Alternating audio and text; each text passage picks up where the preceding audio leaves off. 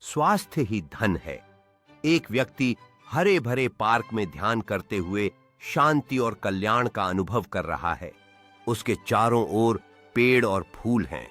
दूसरी ओर एक रंग-बिरा प्लेट फल और सब्जियों से भरी हुई है, जो सेहतमंद जीवन शैली के लिए पोषण के महत्व को दर्शाती है।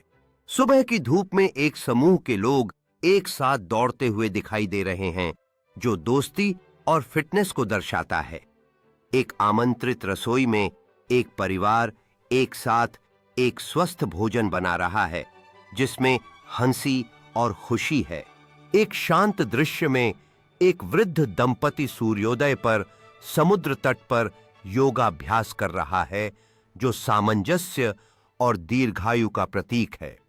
दूसरी ओर एक जीवंत किसान बाजार, जहां लोग उत्साह से ताजे और जैविक फलों और सब्जियों का चयन कर रहे हैं।